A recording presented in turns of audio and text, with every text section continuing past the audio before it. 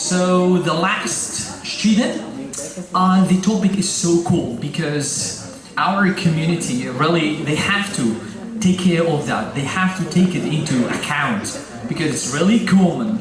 So the topic is ableism. And the student is Zhwan, Samir, Salahuddin. Welcome, Zhwan. Let's sit. Greetings, everyone. Today, I'd like to talk about the topic ableism.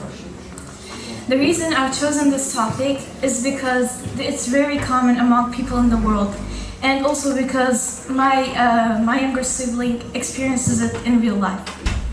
And what exactly is Aliism?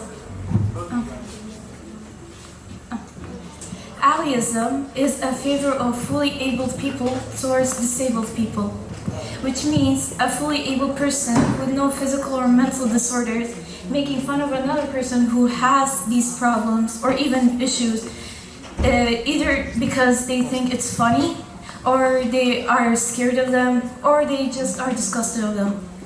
We have many types of ableism, but I'm going to give examples first. One of the examples is an autistic child at school. One of the symptoms of autism is being constantly slow. So that means it's harder for them to understand something than a normal person would. And people get irritated by slow people because they think they're just stupid. And that's actually ableism because that's not their fault that they're constantly slow and can't understand things as quick as the others. And a person in a wheelchair. So it's actually a physical disability where they can't stand proper or their leg is broken or whatever the reason is. I've seen many kids get excluded in many things because they cannot stand as well as the others can, or they cannot stand in. And mocking their looks. People with physical and mental disorders usually have, let's say, weird looks. And I don't want to sound ableist saying this, but they actually don't look as a normal person would look like. And mocking their looks, it just hurts their feelings, and that's actually ableist because it's not their fault that they got this type of, let's say, look. It's just their physical or mental disability.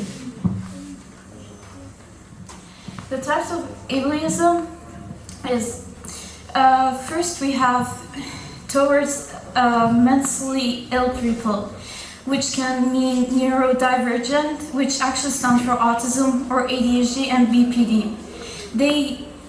They can't control their feelings or their behavior. So whenever they do something inappropriate or like out of the blue or something that's weird, let's say, weird behavior, they usually get judged by it, and it's actually not their fault though, because it's their, let's say, their response, because that's their brain responding. And we also have towards physically disabled people. Like I said, people in wheelchair or those who don't have a specific body part, and they usually get judged as well, even though it's not their fault because they were born with that, like they were born without it. We also have false self-diagnosis, which means like it's actually very common on the internet specifically because people, for attention, they like to like fake a disability or disorder so they can get attention from it, or even like fame or these things. Like they can get famous from their disability or disorder. How can we prevent it from happening? We can educate people. What education, as if like many people don't know what ableism is. So we can help them understand by like teaching them about it. We can also tell them the examples. We can like also like we can just educate them. We also have speaking up, like if you see someone experiencing ableism, you gotta help them because they can't stand up for themselves alone. And speaking up for them, I mean like instead of just watching it happen, you gotta help them and let's say win the argument. Thank you for your time.